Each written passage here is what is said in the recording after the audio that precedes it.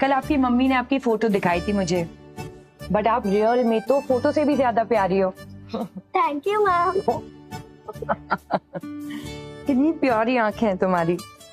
नील, देखना तुम्हारी बेटी तुम्हारा नाम जरूर रोशन करेगी।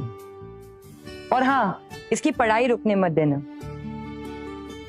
क्यों प्रिंसिपल साहब, ठीक है ना? जी जी बिल्कुल बिल्कुल, हमारी ब्राइट स्टूडेंट है। मैम ये आपने, बिटिया ने मुझे बताया था कि ये लोग इसे स्कूल से निकालना चाहते हैं। अब नहीं निकालेंगे। Thank you ma'am. हम अब तो सच में रियल में सुपरस्टार है। नील जी, मैं क्या कह रहा था कि मैडम को कहिए ना कि नीचे ऑफिस में आ जाए, चाय नाश्ते का इंतजाम किया है तो। मैम आप जाइए, मैं जरा सर से बात करके आता हूँ। आप प्लीज ले जाइए मैम को। Thank you. Bye bye girl. Dimpu, वो कौन से सर थे जिसने तुझे क्लास से बाहर निकाला था? Shukla sir. Shukla sir. Principal sir, आपकी शुक्ला सर को क्या लगता है कि बाप के किए की सजा बच्चे को मिलनी चाहिए? सही बात है क्या ये? नहीं जी नहीं, बिल्कुल नहीं, बिल्कुल नहीं, ये तो एकदम गलत बात है। बच्चे तो मासूम होते हैं एकदम है। शुक्ला सर के बिहाफ पे आई अपोलोजाइज। ओ बेटा, तुम ना पीछे क्लास में मत बैठा करो, आगे वाली रो में बैठा करो कल से। और बिना किसी गलती के मेरे बच्चे को इतने दिन क्लास से बाहर रखा, उसका क्या? बुलाइए शुक्ला सर को, बुलाइए। करेक्ट, शुक्ला जी को बुला के लेके बुलाइए उनको। यस सर, आपने बुलाया?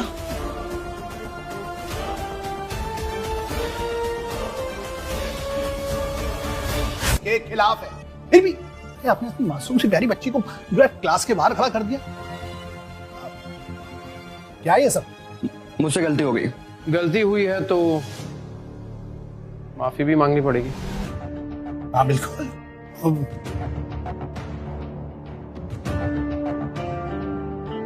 I'm sorry। मुझसे नहीं, मेरी बेटी से मांगी।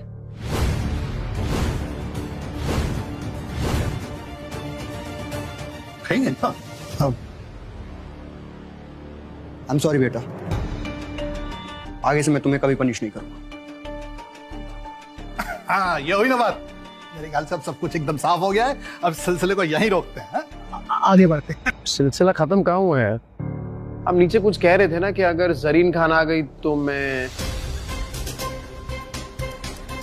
3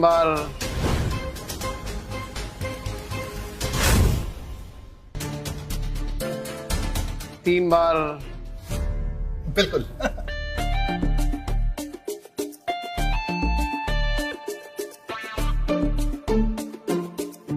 गलती की तो।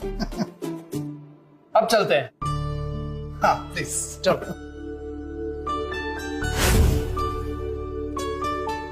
आज ये सारे बच्चों से मिलके बहुत अच्छा लगा। अपना खुद का बचपन याद आ गया। Thank you Neel. Thank you ma'am. Rajan भाई,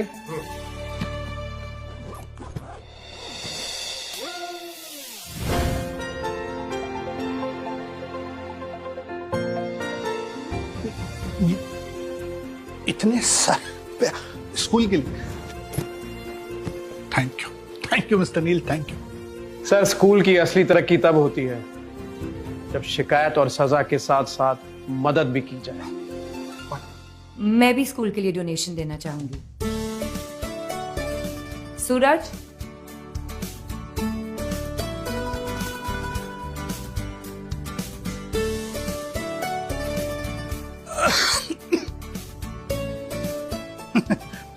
थैंक यू सो मच।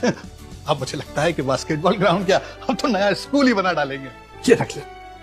ये तो शुरुआत है सर। एक दिन आपके हाथ में 1 करोड़ का डोनेशन दे दूंगा। स्कूल के लिए एक नई बिल्डिंग बना दीजिएगा। नील एक बहुत अच्छा इंसान है, इसे चुनकर मैंने कोई गलती नहीं की। आपके कारण नील जी और उनकी वाइफ विद्या इतने फेमस हो रहे हैं, लेकिन फिर भी आपने चौल में रहने वाले लोगों पर इतना विश्वास किया, कैसे? हाँ, क्योंकि चौल में रहना कमजोर होना नहीं होता। कभी कभी सबसे बड़ा टैलेंट वहीं से निकलता है। अगर आपके पास हुनर है और अगर आप फिर भी फेल हो रहे हैं तो हताश मत होइए, फिर से रीस्टार्ट करके देखिए। शायद आप ही सितारों को छू ले। जैसे नील छू रहा है। सर, आपने स्कूल को इतना बड़ा डोनेशन दिया, इसके पीछे कोई खास वजह? देखिए, सुविधा ना मिलने की वजह से जिन बच्चों के सपने पूरे नहीं होते वो कैसा फील करते हैं ये मैं अच्छी तरह से जानता हूँ। मैं तो बस इतना चाहता हूँ कि ये जो भी बच्चे हैं ना, उनके सारे सपने पूरे हो जाए। वेल, आप लोगों के लिए एक और अनाउंसमेंट है। मेरी अगली फिल्म के कॉस्ट्यूम डिजाइनर्स नील और विद्या ही होंगे।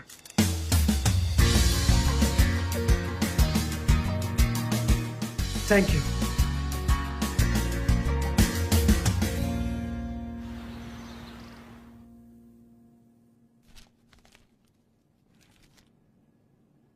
है नील की फोटो पेपर में? रूप की रानी, कोमल, जल्दी जल्दी। क्या है? ये पढ़ के बता क्या लिखा है, कहीं ये चोरी चक्री में पकड़ा तो नहीं गया? पढ़ना तो आपको आता है नहीं, पेपर लिख के बैठ जाते हो मॉडल लोग की फोटो देखने के लिए। क्या लिखा है? नील ने दिया टूलिप हाई स्कूल को 20 लाख का डोनेशन और 1 करोड़ देने का वादा। 1 करोड़? गधे पे लक्ष्मी जी इतनी मेहरबान कैसे हो गई? ये तो नहीं पता, पर अब समझदारी इस गधे को बाप बनाने में ही है। फिर चाहे माल निकलवाने के लिए इस गधे के तलवे क्यों ना चाटने पड़े। सिलाई की मशीन दी थी, नहीं तो आज भूख से मरते वो लोग और बच्चे सड़क पर आ जाते। तब तक तुम्हारी पुरानी कैसेट चलाओगे? वही वही वही वही। पता है मशीन लेकर दी थी, पर आंखें खोलो, सड़क पर आने की कगार पर हम लोग हैं। अब मुंह पर झूठी मुस्कान चिपकाओ, आधा किलो बर्फी लो और चलो उनके घर। ठीक है, चलो चलो चलो जल्दी। सस्ती वाली बर्फी लेना। हाँ, 85 रुपए बच्चे, चलो।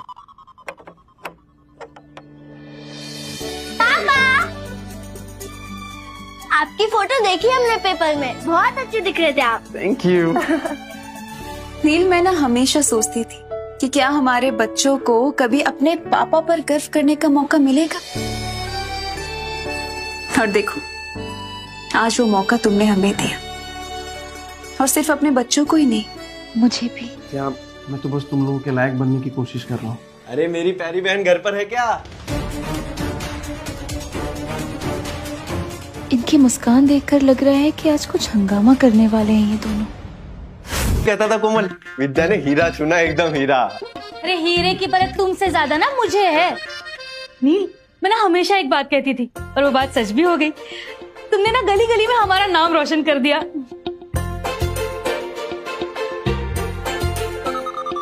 हाँ, ये लो। अरे नहीं नहीं नहीं, बच्चों के लिए इसकी कोई जरूरत ही नहीं है। नहीं, लो, लेना ही पड़ेगा। खा लेना। हाँ, और जरूरत कैसे नहीं है नील, रिश्तेदारों का तो काम ही होता है सुख दुख बांटना, है ना विद्या?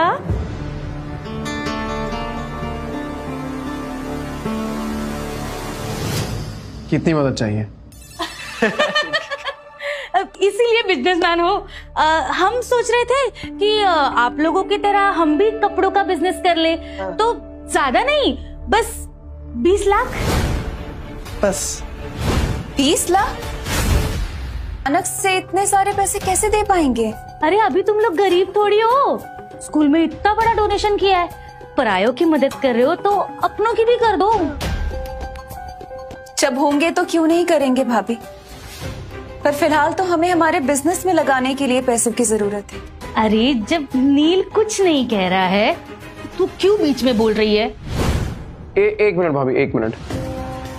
मैं ये सोच रहा हूँ कि आपको कपड़ों के बारे में क्या पता है, फैशन डिजाइनिंग के बारे में क्या जानते हैं आप लोग?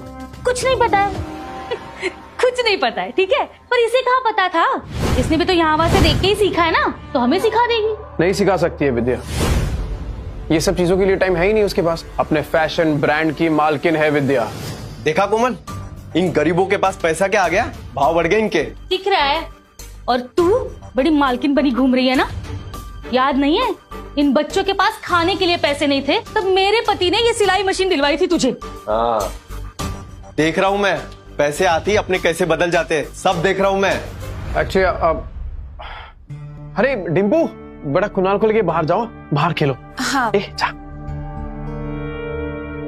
भैया भाभी, अभी सच में नहीं हो पाएगा, होते तो क्यों नहीं देते? क्यों नहीं हो पाएगा?